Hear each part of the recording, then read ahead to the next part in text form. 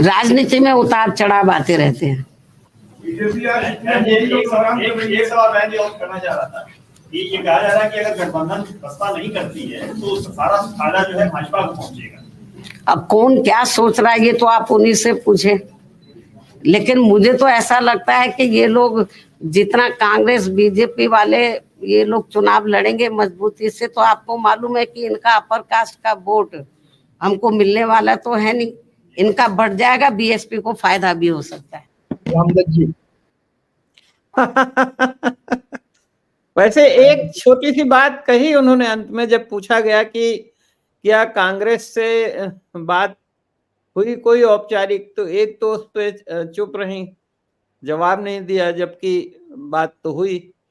दूसरा उन्होंने कहा अभी चुनाव घोषित नहीं हुआ, तो नहीं, वो इस बात पर उन्होंने कहा कि आप कहां से चुनाव लड़ेंगे, तो उन्होंने कहा कि चुनाव घोषित नहीं हुए हैं, यानी कुछ पत्ते उन्होंने खोले हैं, कुछ पत्ते उन्होंने बंद रखे हैं, तो इसको कैसे देखा जाए। लेकिन चुनाव लड़ेंगे नहीं लड़ेंगे, लेकिन क्या ये आज के बाद आप इसे तय मानते हैं कि 2024 में जो चुनाव होने जा रहा है लोकसभा का, उसमें उत्तर प्रदेश में ये जो मतलब तीन तरह से तीन मतलब पार्टियां मेन तौर पे सामने होंगी लोगों के सामने, त्रिपक्षीय चुनाव होगा, ये तय हो गया। फिलहाल अब तो करीब करीब फाइनली है कि त्रिकोणीय होगा मुकाबला, और मायावती जी गठबंधन में नहीं शामिल होंगी। और एक बात उन्होंने ये कही है कि हम चुनाव बाद जो है वो सरकार में शामिल होने पे विचार करेंगे बहुजन के हित में। तो ये भी इम्पोर्टेंट है कि भाई चुनाव बाद मतलब वो शामिल हो सकते हैं।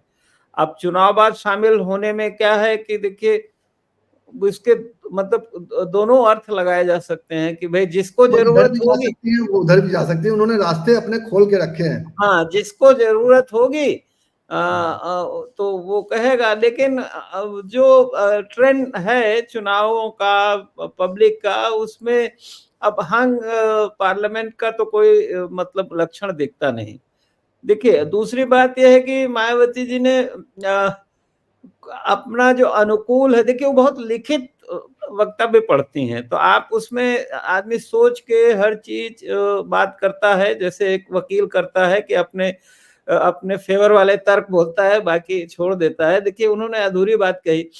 2019 में उन्होंने समाजवादी पार्टी के साथ गठबंधन करके चुनाव लड़ा, तो उनको पार्लियामेंट की 10 सीटें मिली, और उसका फायदा उन्हें ये हुआ कि भाई अपना वोट तो मिला ही मिला, और समाजवादी पार्टी का कितना मिला, कहीं कहीं नहीं में भी मिला होगा, लेकिन माइनॉरिटीज का वोट उसकी वजह से उनको मिला, और उसकी वजह से 10 सीटें आई। विधानसभा में अकेले लड़ी तो एक सीट आई, वो भी एक सीट कहा जाता है कि भाई बलिया के जो उमा शंकर सिंह हैं वो अपने बल पे जीते। तो मायावती जी का ये तर्क तो ठीक नहीं लगता कि भाई गठबंधन से हमको फायदा नहीं होता। तो इसका मतलब यही है कि फिर निकाला जाए कि भाई मायावती जी के पर कहीं न कहीं इस बात का दबाव है। बीजेपी के साथ तो देखिए चुनाव पूर्व गठबंधन कर नहीं सकती हैं, सीधी सी बात है, क्योंकि जो उनका स्टैंड रहता है कि हम सेकुलर पार्टी हैं। गठबंधन में नहीं जा रही है, ये तय हो गया है, अकेले लड़ती हैं, किसी भी हालत में ऐसा लगता है नहीं है कि इंडिया अलायंस के साथ उनको आखिरी दौर में भी कुछ सहमति बन पाए, वो शामिल हो पाए, तो इसका फायदा तो बीजेपी को होना तय है ना। मायावती के लड़ने का मतलब इसका फायदा बीजेपी को, ये आप मान रहे हैं कि तय है या फिर नहीं? जैसा मायावती करे कि बसपा और भाजपा और कांग्रेस को तो जो है ये तो बिल्कुल इसका, ये देखिए कोई भी जो चुनाव के विश्लेषक हैं वो ये देखते हैं कि सत्ता विरोधी जो वोट हैं तो उसमें अपोजिशन के यूनिटी का इंडेक्स कितना है, क्या वो बट रहे हैं। तो जाहिर है कि जो बीजेपी का वोट तो बीजेपी में जाएगा, लेकिन जो बीजेपी को नहीं पसंद करता उसके सामने अगर दो विकल्प हो जाएंगे, तो जाहिर है तो उसमें एक जो संभावना ये है कि पहली बात तो ये संभावना है कि भाई मायावती जी चुनाव अकेले लड़ेंगी, तो उसका एक मतलब ये है कि पिछली बार की तरह जैसे उन्होंने असेंबली में भी किया था कि वो बड़ी संख्या में कैंडिडेट ऐसे देंगी जो बीजेपी का फायदा पहुंचाए। देखिए ये सीधी सी बात है, जो ट्रुथ है, नेकेड ट्रुथ ये है। लेकिन रिजल्ट तो ये रहा ना कि आखिर में उमाशंकर सिंह ही जीत पाए। तो मायावती क्या चुनाव लड़ेंगी भाजपा को जिताने के लिए, और वो खुद शून्य पे या 1 पे या 2 पे रहना चाहेंगी? तो अब ये मायावती के सामने अब इस समय उनका ये है कि भाई या तो बीजेपी की बात माने या जेल जाए। देखिए सीधी सी बातें है, तो आप क्या पसंद चाहते हैं कि जेल चली जाएं? तो आपको अभी भी लग रहा है कि मायावती ने जो फैसला किया है वो बीजेपी के दबाव में किया है, और ईडी और सीबीआई जो तलाश रही है तमाम विपक्षी दल के नेताओं को, जैसा कि दिल्ली में दिखाई दे रहा है, जैसा बिहार और कोई लॉजिक इसलिए क्योंकि मायावती की पार्टी इतनी कमजोर हो चुकी। भाई 2022 के विधानसभा चुनाव के बाद भी उन्होंने कुछ ऐसा तो किया नहीं है कि जिससे पार्टी मजबूत हो। फील्ड में उनके लोग छोड़ के ही गए हैं, तो उनको एक ही फायदा होगा। सीधी सी बात यह है कि एक तो भाई उनको अपने टिकट से आमदनी हो जाएगी कुछ, क्योंकि तमाम लोग ऐसे लेकिन हैं। एक अंतर में दिखाई दिया मुझे आज के प्रेस कॉन्फ्रेंस में, मायावती तमाम लोग चुनाव सिर्फ इसलिए लड़ते हैं कि उनकी समाज में ये पहचान हो एडमिनिस्ट्रेशन में कि भाई ये पॉलिटिकल आदमी है। या कुछ लोगों का क्या होता है कि क्षेत्र में असर होता है। मान लीजिए उनको सपा गठबंधन से वोट नहीं मिला, देखिए उनको ये भी है, या मान लीजिए जो कांग्रेस गठबंधन से टिकट नहीं मिला, मान लीजिए, या बीजेपी से टिकट नहीं मिला, तो ऐसे लोग हैं जो अपने को क्षेत्र में मजबूत समझते हैं। तो फिर वो ये समझते हैं कि भाई जो अगर हम मायावती जी का टिकट ले लेते हैं किसी तरह से उसको, तो हमको बोनस वोट मिल जाएगा। कुछ तो है ही है उनके पास हर जगह वोट। तो जाहिर है कि भाई वो फिर मतलब मायावती जी की इनकम तो हो ही जाएगी ना, और ये है कि विपक्ष का वोट बढ़ जाएगा। तो ये मतलब सीधा लॉजिक तो अपने अनुभव से हम यही कह सकते हैं, चाहे अच्छा लगे चाहे खराब। लेकिन मेरे मन में एक सवाल है आपसे, मैं ये जानना चाहता हूँ, मायावती आज अखिलेश यादव पर तो हमलावर दिखी, लेकिन इंडिया अलायंस के नेताओं के खिलाफ में कोई ऐसा बयान नहीं दिया उन्होंने। तो क्या एक संभावना आप ये भी देख रहे हैं कि कांग्रेस के की ओर से उनके प्रति एक समर्थन का भाव हो, और वो कांग्रेस ये देखना चाहती हो कि उत्तर प्रदेश में भाजपा विरोधी वोट अगर मायावती को एक साथ रखते हैं तो शायद वो उस तरह से नहीं हो पाएगा, तो जो भाजपा विरोधी वोट, दलित वोट है, वो उनके पास चला जाए और बाकी इधर आ जाए? या मतलब कोई ऐसा लग रहा है कि भीतर भीतर कांग्रेस के साथ कोई ऐसा तालमेल अभी भी बना हुआ है, और जो भविष्य में सामने दिखाई देगा जब अखिलेश यादव कुछ ज्यादा बड़ी दावेदारी पेश करेंगे, और बिल्कुल जो क्षेत्रीय पार्टी और उसका जो 22 का जो रिजल्ट है उसके हिसाब से अगर वो पीछे खिसकने के लिए तैयार नहीं हुए, तो कांग्रेस क्या आखिर में मायावती को कोई बड़ा ऑफर करके अपने साथ ले सकती है? ऐसी संभावना आप देख रहे हैं? क्योंकि मायावती कांग्रेस लीडर्स के प्रति तीखा नहीं दिखाई दी, अखिलेश के प्रति दिखाई दी। देखिए राजनीति में आप किसी भी संभावना से तो इनकार नहीं कर सकते, लेकिन आज जिस तरह से उन्होंने लिखित वक्तव्य पढ़ा और कई बार ये कहा कि हम अकेले ही चुनाव लड़ेंगे, तो अब उसके बाद पलटने की गुंजाइश कम लगती है। और दूसरी बात यह है कि कांग्रेस फिलहाल आप उसके हिसाब से देखें, इलेक्टोरल मैथमेटिक्स के हिसाब से देखें, तो सच्चाई यह है कि यूपी में डोमिनेंट पार्टी फिलहाल समाजवादी पार्टी है, फील्ड में भी एक्टिव है, पिछला परफॉर्मेंस भी है उसके हिसाब से। तो कांग्रेस ये जोखिम नहीं लेगी कि अखिलेश यादव को छोड़ के और बसपा के साथ तालमेल कर ले। हाँ, दोनों रहें ये तो संभव है, ये तो मतलब वो चाहते हैं कि हो जाए। तो मुझे तो वो नहीं लगता। देखिए आप खुला खेल फर्रुखाबादी है, मायावती जी इस हिसाब से अपने कैंडिडेट देंगी जिससे बीजेपी का फायदा हो, और ये होता है, इसमें कोई ऐसी अनहोनी वाली बात नहीं है। और अकेले लड़ेंगी, और अकेले लड़ने से उनका एक फायदा भी है। आप दूसरे ढंग से ये सोचिए कि अगर वो उनको पार्टी को आगे विधानसभा के लिए, देखिए लोकसभा में सीरियस बात है कि मायावती का कोई बड़ा स्टेक नहीं है। 4-6 एमपी जीत भी जाते हैं तो उससे कोई फर्क नहीं पड़ता 10 जीत जाए, 15 भी जीत जाए, तो उससे कोई फर्क नहीं पड़ता। लेकिन पार्टी का बूथ स्तर का नेटवर्क बना रहता है अगर, तो उसको अगले विधानसभा चुनाव में आकाश आनंद को कुछ फायदा मिल सकता है। गठबंधन से अगर वो चुनाव लड़ती हैं, उनको कुछ सीटें मिल भी जाती हैं 15, तो बाकी जगह फिर उनका जो होता क्या है कि देखिए कांग्रेस यूपी में कैसे खत्म हुई उसको हमें देखना चाहिए कि 96 में जिसका जिक्र किया कि मायावती को उन्होंने करीब 300 सीटें दे दी थी और 100 सीट पे कांग्रेस लड़ी थी। उसका नतीजा यह हुआ कि बाकी जो 300 सीटों में है, कांग्रेस का वर्कर काडर इधर उधर सपोर्टर सब जो है वो बीजेपी में ज्यादातर चला गया, थोड़ा सा वहां चला गया। तो मायावती का ये फायदा होगा कि उनका अपना जो काडर है, बेस है, वो इंटैक्ट रहेगा। और मुझे लगता है शायद प्रायोरिटी इस समय मायावती के अपने हित में यही है, और बाकी साथ के साथ वो बीजेपी को ओबलाइज भी कर देंगी, तो दोनों फायदा है उनका कि पार्टी का जो नेटवर्क है बूथ लेवल का वो बना रहेगा, और बीजेपी को मतलब नाराज भी नहीं बीजेपी होगी, क्योंकि और उसमें आप देखिएगा जब टिकट बटेगा तो आप देखिएगा कि वो टिकट इस हिसाब से देंगे कि सपा का सबसे ज्यादा नुकसान हो। नहीं ठीक है, एक चीज मुझे मैं आपसे समझना था कि मायावती जिस तरीके से दांव चल रही हैं, ये चूंकि एक बयार चली है पश्चिम बंगाल से, पश्चिम बंगाल में ममता बनर्जी कांग्रेस को सिर्फ 2 सीट देने के लिए तैयार है और अधिक से अधिक हालत में सिर्फ 4 सीट देने के लिए तैयार है। तो ये जो पिछला कांग्रेस का परफॉर्मेंस है उसके आधार पर उसके साथी जो है इंडिया अलायंस में उसको सीट देने की कोशिश कर रहे हैं या एक लॉजिक रख रहे हैं। उत्तर प्रदेश में भी वही स्थिति है। उत्तर प्रदेश में कांग्रेस ने पिछले लोकसभा चुनाव में सिर्फ और सिर्फ रायबरेली सीट जीती थी, सोनिया गांधी की सीट।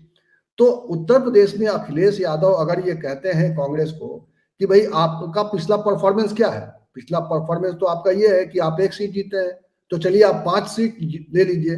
मैं इसलिए आपसे जानना चाह रहा हूं कि अखिलेश यादव का ये जो रवैया है, ये जो रुख है, क्या आखिरी समय में कांग्रेस को इस बात के लिए मजबूर करेगा कि वो समाजवादी पार्टी को छोड़कर, जैसा आपने कहा कि नहीं समाजवादी पार्टी को छोड़ नहीं सकते, लेकिन राजनीति में कई बार ऐसी चीज भी हो जाती है कि बिल्कुल एक ऐसा रास्ता बन जाता है जिसमें फिर टकराव, जैसा पश्चिम बंगाल में माना जा रहा है कि अब कांग्रेस और माकपा एक साथ लड़ेगी और वो तृणमूल कांग्रेस को वो अकेला छोड़ देंगे।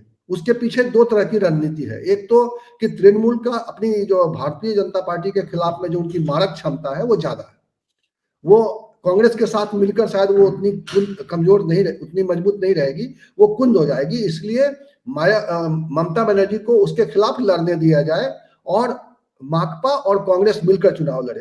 तो यहाँ भी एक सवाल उत्तर प्रदेश में एक नया समीकरण बन सकता है कि भाई अखिलेश जो उनकी ताकत है भाजपा के खिलाफ वो लड़ें, और इधर से बसपा और कांग्रेस और उसके साथ आजाद समाजवादी पार्टी की चर्चा भी है कि वो, या हो सकता है कि आरएलडी को भी अगर मन मुताबिक सीटें नहीं मिली अखिलेश से, तो हो सकता है कि अखिलेश को 40 पिछले विधानसभा चुनाव में बम्पर वोट प्रतिशत उनका रहा था, तो उनको ऐसा लग सकता है और आखिर में बात टूट जाए और इस तरह का एक धरा बन जाए।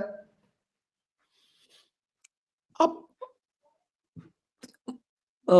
ये थ्योरेटिकली तो ये गुंजाइश है, ये संभावना लगती है, लेकिन मुझे लगता है कि कांग्रेस आगे की भी देखेगी अगर, तो उस हिसाब से वो ऐसा नहीं करेगी। फिर क्रेडिबिलिटी भी की बात भी है, क्योंकि फिर तो ये हो जाएगा कि भाई गठबंधन, देखिए अगर यूपी में कांग्रेस का समाजवादी पार्टी और आरएलडी के साथ भी गठबंधन नहीं होता तो इसका मतलब ये है कि फिर गठबंधन होगा कहाँ। मतलब सारा खेल तो कांग्रेस को यूपी में है कि भाई यूपी में बीजेपी की सीटें कैसे कम हो। ये जरूरी नहीं है कि कांग्रेस को मिले। देखिए आप ये समझिए कि कांग्रेस को ये है कि अगर सपा भी सीटें ज्यादा जीत के लाती है तो भी कांग्रेस को ही फायदा होगा, क्योंकि सपा तो बीजेपी के साथ सरकार नहीं बनाएगी, बाकी इनडायरेक्ट डायरेक्ट जो अपना चलता रहता है मुद्दों पर सबका, तो मुझे लगता है कि कांग्रेस को ये मतलब पीछे से स्ट्रेटजी यही रहेगी कि हर जगह बीजेपी की सीटें कम हो, भले हाँ नहीं उत्तरी बिल्कुल, दक्षिण में। इंडिया अलायंस के लीडर्स भी यही कह रहे हैं कि हमारी कोशिश तो ये है कि भाजपा कैसे पीछे जाए, भाजपा की जी सीटें कैसे कम हो, इसकी कोशिश है। और भाजपा कैसे आ रही है, यही सबसे बड़ी चिंता है और सबसे बड़ा यही रणनीति है। और जो ये राहुल गांधी ने जो यात्रा शुरू की है, तो उसके बारे में कहा जा रहा है कि राहुल गांधी का जो यात्रा का रूट है, ये जो न्याय यात्रा है, इस रूट में कांग्रेस की बहुत कम सीटें हैं। तो एक तरह से राहुल की यात्रा पूरे तरह से देखा जाए तो विपक्ष को मजबूत करने के लिए, वो सिर्फ कांग्रेस को मजबूत करने के लिए नहीं है। लेकिन कांग्रेस उन जगहों पे जहां से राहुल गांधी होके गुजर रहे हैं और वहां पे कांग्रेस को ताकत मिल सकती है, तो कांग्रेस भी चाहेगी कि उसमें से कुछ ताकत जो है ये विपक्षी दल, ये क्षेत्रीय दल, उनके लिए भी थोड़ा एक्सेप्टेंस बढ़ाए। जैसे ममता बनर्जी से बार बार रिपीट कर रहे हैं कि उनको ज्यादा सीटें मिलनी चाहिए, 2 सीट पर वो बात कर रही है। उसी तरह से बाकी जो क्षेत्रीय दल हैं उनको कहा जा रहा है कि आप थोड़ा पीछे खिसकिए, जगह दीजिए। बिहार का सवाल है, बिहार में लंबे समय तक राहुल गांधी बने हुए हैं, उत्तर प्रदेश भी आने वाले हैं। तो ये जो यात्रा है बिहार में, अब आरएलडी के पास तो आरजेडी के पास तो एक भी सीट नहीं है, लेकिन वो दावा करेंगे कि भाई वो लालू यादव और नीतीश यादव कुछ उनके दबाव में कांग्रेस को पीछे घसीटना चाह रहे हैं। तो ये सवाल तो निश्चित रूप से कांग्रेस के सामने है कि अगर विपक्षी दल, जो क्षेत्रीय दल है, वो अगर उनके लिए स्पेस क्रिएट नहीं करेंगे, वो जिद पर आ जाएंगे, तो फिर कैसे कांग्रेस बढ़ेगी। कांग्रेस तो अपने से नीचे आ ही रही है। कांग्रेस जो 400 से ज्यादा सीटें लड़ी थी 2019 में, और वो अब करी कि हमें सिर्फ कम से कम 255 सीटों पर तो हमें आप अपनी ताकत का हमें फायदा उठाने दो। तो 255 जी, सीटों के लिए भी गिरा रही है। जी नहीं तो वही मैं कह रहा हूं कि कांग्रेस के पास लड़ने के लिए बहुत सारी सीटें हैं। यूपी के अलावा राजस्थान है, मध्य प्रदेश है, महाराष्ट्र है, बहुत सारे राज्य है, आंध्र है।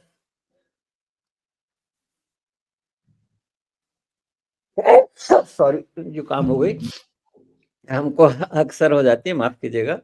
तो बहरहाल कुल मिला के देखिए, मुझे लगता है और कांग्रेस को या किसी भी पार्टी को केवल पास्ट परफॉर्मेंस के आधार पर आकलन करना ठीक नहीं होता। कांग्रेस का डेफिनेटली, मायावती का तो भाई समाज से पता चलता है कि भाई 2022 से भी वो नीचे जा रही हैं, कम हुई है, लेकिन कांग्रेस उभार पे है, इस पे तो किसी को डाउट नहीं होना चाहिए ना। ठीक है, वो जीती नहीं है मध्य प्रदेश में, जीती नहीं है वो अभी छत्तीसगढ़ या राजस्थान में, लेकिन वोटिंग परसेंटेज तो उनके पास वहां ठीक है। तो यूपी में जाहिर है कि भाई कांग्रेस के पास अभी सोशल बेस नहीं है बड़ा। तो जब कांग्रेस के और समाजवादी पार्टी के पास एक सोशल बेस है, ओबीसी का है और उसके अलावा माइनॉरिटीज का है, देखिए, तो कांग्रेस चाहेगी यही कि भाई अधिक से अधिक सीटें जो है, बीजेपी की सीटें कैसे कम हों। वो उनकी अपनी कितनी आएंगी, अगर मान लो वो ज्यादा लड़ भी लेते हैं तो उससे कोई बहुत फर्क नहीं पड़ने वाला है। तो मुझे लगता है कि वो यूपी में जो गठबंधन है कांग्रेस समाजवादी पार्टी के साथ और आरएलडी के साथ एक तरह से, तो उसको तोड़ने का काम नहीं करेंगी। और मायावती पे जितना मुझे लगता है कि उनको काम करना था कर लिया। अब आज के बाद मुझे नहीं लगता कि मायावती से वो फिर से कोई बातचीत का कोई औचित्य है। और देखिए, ईमानदारी की बात यही है कि मायावती के पास अब सोशल बेस बचा नहीं। ओबीसी मायावती के साथ नहीं, जो लोअर ओबीसी है वो बीजेपी के साथ है, लोअर ओबीसी। दलितों में ये सच्चाई है कि अदर देन जाटव वो जा चुका है, पासी कम्युनिटी, वाल्मीकि कम्युनिटी, बहुत सारी वो जा चुकी हैं। माइनॉरिटीज को मायावती पे भरोसा नहीं है। हाँ, कहीं माइनॉरिटीज का मजबूत कैंडिडेट हो, उसके लिए नाते वोट मिल जाए, वो अलग बात है। तो मायावती के पास भी अब कोई बड़ा सोशल बेस नहीं है, जिसकी वजह से कांग्रेस जो है ये रिस्क ले कि भाई समाजवादी पार्टी को छोड़ के या एनवाय करके वो जाए। और एक चीज और, एक सेकंड, समाजवादी पार्टी भी ये चाहती, मतलब स्ट्रेटेजिकली चाहती है कि मायावती जो है वो और अलग लड़के और एलिमिनेट हो जाएं, क्योंकि आगे की विधानसभा में वो क्यों चाहेंगे कि भाई क्योंकि पिछली बार वो हुआ कि भाई समाजवादी पार्टी के साथ गठबंधन हुआ और मायावती की 10 सीटें आ गई और उसके बाद अपने आप उन्होंने अलायंस छोड़ दिया। तो एक ये भी संभावना है ना कि अगर मायावती इस बार लड़ती हैं सारी सीटों पे तो एलिमिनेट हो जाएंगी वो पॉलिटिक्स में, इररिलेवेंट हो जाएंगी। मुझे नहीं लगता कि तो क्या एक संभावना आप ये भी देख रहे हैं कि 2024 के चुनाव में जिस तरह से जैसे उत्तर प्रदेश में 2022 में चुनाव बना था, माहौल बना था कि भाई योगी या तो अखिलेश, तो एक जो दो ध्रुवीय, दो बाइपोलर जो एक सेंटिमेंट बना था, तो 24 में अगर इस तरह का बाइपोलर सेंटिमेंट बना या तो इंडिया अलायंस या तो बीजेपी, क्योंकि राम मंदिर का पूरे देश में माहौल है और इंडिया अलायंस जैसे अब एकजुट होकर और सड़क पर उतरने जा रही है, या जो भी फाइनल होगा कि किसको बाहर करना है, ममता बनर्जी बाहर हो जाएंगी या कौन बाहर होगा, या लालू यादव नीतीश कुमार नाराज होके क्या करेंगे, अभी कुछ तय नहीं हो रहा है। तो क्या आपको लगता है कि अगर ये बाइपोलर वाला सेंटिमेंट रहा तो मायावती को बड़ा नुकसान हो सकता है, जैसा नुकसान 2022 में बड़ा नुकसान होगा। मायावती के पास अपनी जाति, जो कोर जाति है, जाटो काडर, उसका वोट मिलेगा और जो कैंडिडेट खड़े होते हैं उनका अपना जो प्रभाव क्षेत्र होता है अपनी जाति का या कुछ का, उसको मिलेगा। बाकी जो आम मतलब बीजेपी विरोधी वोट है वो तो गठबंधन में जाएगा, फिर इंडिया सब जहां कांग्रेस और समाजवादी पार्टी रहेगी वहीं जाएगा या समाजवादी पार्टी जाएगा, इसमें कोई डाउट नहीं है। और मायावती के पास अब सोशल बेस बचा नहीं है कोई। चलिए, बहुत अच्छी चर्चा रही और आपने मतलब उत्तर प्रदेश की राजनीति के बारे में तो आप गंभीरता से जानते ही हैं और आपने एक अच्छा इंसाइट दिया कि भाई मायावती का जब ये रुख उन्होंने साफ कर दिया तब उत्तर प्रदेश में किस तरह की तस्वीर बदलेगी, किस तरह की तस्वीर बनेगी। और इस वक्त चिंता तो पूरे देश की भी है कि पूरे देश में क्या माहौल बनता है, क्योंकि इंडिया अलायंस बहुत ही धीमी गति से आगे बढ़ रहा है और अभी तक सीटों का उम्मीद करना चाहिए कि अब धीरे धीरे उनके पार्टनर के साथ सीटों का एक अच्छा खासा जो है सिस्टम बन जाए। लेकिन कई राज्यों में टकराव की स्थिति है, खासतौर पे बिहार में अभी टकराव की स्थिति सामने आ रही है, जहां पर आरजेडी कुछ सीटों की डिमांड कर रही है, जबकि पिछले चुनाव में आरजेडी का वहां प्रभाव बहुत ही शून्य हो गया था, क्योंकि नीतीश कुमार और बीजेपी ने मिलकर वहां की तमाम लोकसभा की सीटें जीत ली थी। ममता बनर्जी पश्चिम बंगाल में काफी मजबूत मानी जा रही हैं, अभी भी मानी जा रही हैं, और वो इसीलिए अपनी जमीन छोड़ने के लिए तैयार नहीं है। लेकिन जिस तरह की परिस्थितियां वहां चल रही हैं, जिस तरह का माहौल वहां पे है, इससे एक पूरे देश में देखा जाए तो अलग अलग राज्यों में अलग अलग तरह का माहौल बना है। इस माहौल में इंडिया अलायंस किस तरह से आगे रुख लेता है, इस पर हमारी नजर बनी हुई है। जी, बिहार में आपको आरजेडी की 2019 की लोकसभा की परफॉर्मेंस के बजाय विधानसभा की परफॉर्मेंस को ध्यान रखना चाहिए, जिसकी बदौलत नीतीश कुमार मुख्यमंत्री हैं। तो आरजेडी को आप वहां कैसे भाई उसके बाद बढ़े ही है ना। तो अगर आरजेडी के चुनाव होते हैं तो उसके बाद निकाय चुनाव होते हैं, उसमें भी देखते हैं। लेकिन अब ये भी एक देखने में आ रहा है कि जनता जो है आप राज्यों में देखिए कि किस तरह से वो वोटर फैसला कर रहा है। राज्यों में वोटर जो है राज्य के लिए अलग तरह का वोटिंग पैटर्न है उसका, और सेंटर में आके दूसरा उसका हो जाता है। आप देखिए राजस्थान, मध्य प्रदेश और छत्तीसगढ़ में क्या था। 2019 के चुनाव के पहले इन राज्यों में कांग्रेस की सरकार बनी, भाई मध्य प्रदेश में भी आखिर कांग्रेस की सरकार ही बन गई थी ना। राजस्थान में बनी जो आखिर तक चली, छत्तीसगढ़ में बनी आखिर तक चली, और मध्य प्रदेश में भी बन गई थी। तो लेकिन अब वहां क्या आया, 2024 के पहले वहां की जनता ने क्या सोचा। तो ये अब जनता पहले की तरह वोटर जो है एक अलग तरह के पैटर्न में आ गया, इसीलिए ऐसे सवाल किए जाते हैं और लोकसभा से लोकसभा को तुलना की जा रही है। लेकिन अब देखना यह है कि पूरे देश में एक मुद्दे क्या हैं, लोगों तक मुद्दे कैसे पहुंचते हैं और विपक्ष अपने मुद्दे कैसे उनके पास लेकर जाता है। और इस वक्त राम मंदिर का माहौल जो बनाने की कोशिश भारतीय जनता पार्टी की ओर से हो रही है, और एक ऐसा माहौल बनाने की कोशिश हो रही है कि अब राम राज्य कायम हो गया और 22 जनवरी के बाद देश राम राज्य में प्रवेश कर जाएगा और सतयुग आ जाएगा, कुछ इस तरह की तस्वीर पेश की जा रही है। तो अब वोटर पर इसका किस तरह का प्रभाव है, एक चीज और चलते चलते एक चीज और कर दें, कहते चलें कि बीजेपी इस बार केवल अपोजिशन से नहीं लड़ रही है, वो हिंदुत्व के नाम पर जो सनातन धर्म की संस्थाएं हैं ट्रेडिशनल, शंकराचार्य, सन्यासी, स्वामी, दंडी और उनसे भी लड़ाई लड़ रही है। तो एक तरफ सत्ता, राजनीतिक सत्ता के साथ साथ जो बीजेपी धार्मिक सत्ता भी अपने हाथ में नियंत्रण में लेना चाहती है, तो उसका बड़ा जबरदस्त विरोध हो रहा है। उस पे भी हमें ध्यान रखना चाहिए, उसका कितना मतदाताओं पे असर पड़ेगा नहीं पड़ेगा। लेकिन वो बीजेपी ने एक जो नया मोर्चा खोल लिया है आरएसएस ने, उसका क्या परिणाम होता है ये भी हमें मार्च तक थोड़ा आते आते देखना पड़ेगा। बिल्कुल। और ये हमें ये भी देखना होगा कि देखिए, इंडिया अलायंस अभी राहुल गांधी ने अपनी भारत जोड़ो यात्रा शुरू की है, आज उसका दूसरा दिन है, कल मणिपुर से ये हुआ है। और कैसे कैसे ये जैसे जैसे ये यात्रा आगे बढ़ेगी तो न केवल कांग्रेस के प्रति बल्कि विपक्ष के प्रति एक माहौल बनेगा, और मीडिया के जरिए तमाम जो वन टू वन कनेक्ट है नेताओं का, और किस तरह से इसमें इस पूरी यात्रा में विपक्षी दलों का, बाकी जो कांग्रेस के अलावा विपक्षी दलों का किस तरह से इन्वॉल्वमेंट होता है, किस तरह की मैसेजिंग होती है, तो वो बहुत मायने रखता है और वो बहुत मायने रखेगा। तो ये अब जब जनवरी के बाद ज्वार उतर जाएगा तो निश्चित रूप से बहुत बड़ा एक राजनीतिक बदलाव जमीन पर दिखाई देगा, और हम उस पर नजर बनाए हुए हैं और हम उस पर भी और चर्चा मुझे करेंगे। लगता है एक चीज और भी है कि देखिए, मायावती के अब अलग हो जाने से समाजवादी पार्टी पे भी दबाव थोड़ा कम हो गया। ये तक भाई अगर मायावती गठबंधन में रहती हैं तो 25-30 सीटें उन्हें देना होगा। भाई समाजवादी पार्टी को भी अपनी हैसियत तो पता है ना, तो ऐसा तो है नहीं। तो इसलिए समाजवादी पार्टी कंफर्टेबली उनके पास अब इतना स्कोप है कि जितना चाहे लड़ ले और फिर उसके बाद छोड़ दे कांग्रेस के लिए, आरएलडी के लिए। यानी आप कह रहे हैं कि आज के बाद जो है अखिलेश यादव का भी जो है सीने पर बोझ कम हो गया है। हाँ, क्योंकि भाई उसमें दिक्कत यही आती है कि फिर मायावती बहुत सारी ऐसी सीटें मांगती जो जीत सकती है, मुस्लिम बहुल होती, मतलब उस हिसाब से। तो अब मुझे लगता है अब सीट बंटवारे में ज्यादा दिक्कत नहीं होगी।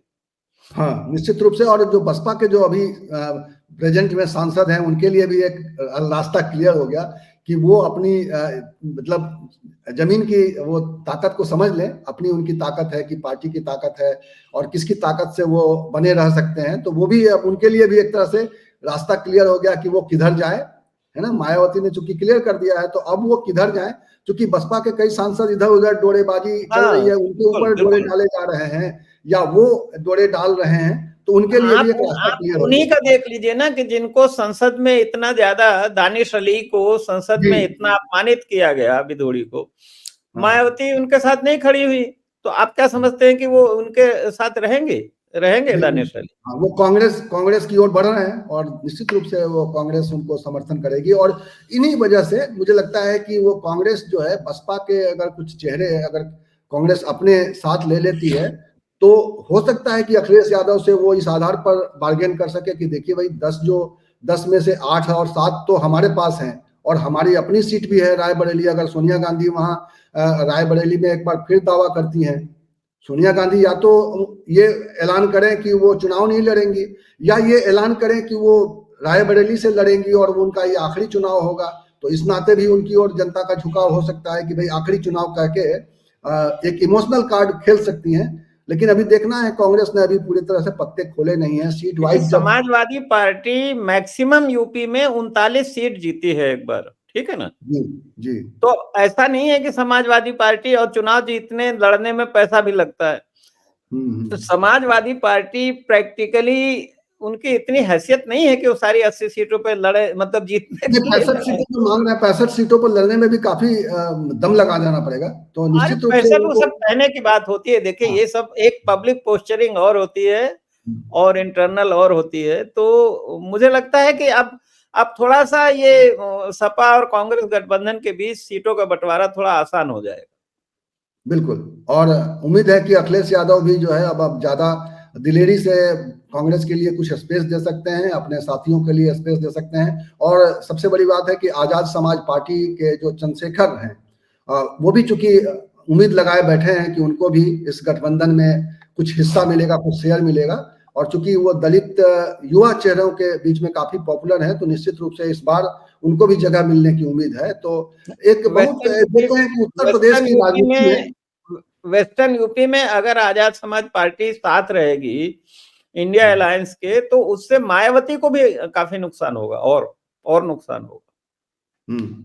तो एक तस्वीर जो है मायावती ने एक तरह से अपना जो पत्ते खोल दिए, तो एक तस्वीर उत्तर प्रदेश की साफ होती हुई नजर आ रही है।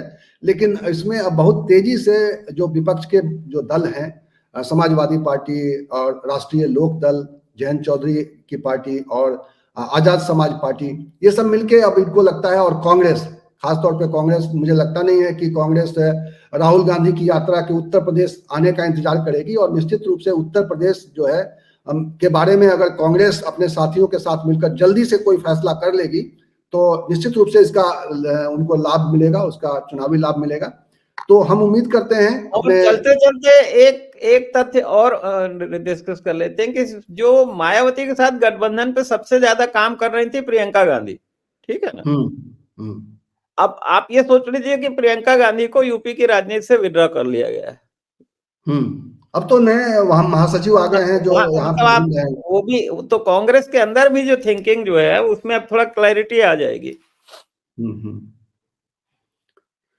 चलिए, बहुत अच्छा है। और रामदास जी, आपका बहुत बहुत शुक्रिया। आपने उत्तर प्रदेश को लेकर इतना गहन अध्ययन किया है, इतने लंबे समय तक जमीन पर आपने काम किया है उत्तर प्रदेश में, और यहाँ के राजनीति के बारे में, यहाँ के राजनीतिक दलों के रुझान और उसके परफॉर्मेंस के बारे में इतनी गहराई से जानते हैं, इसलिए आप इस तरह की बातें कर पाते हैं और हम समझ पाते हैं जमीन की स्थिति।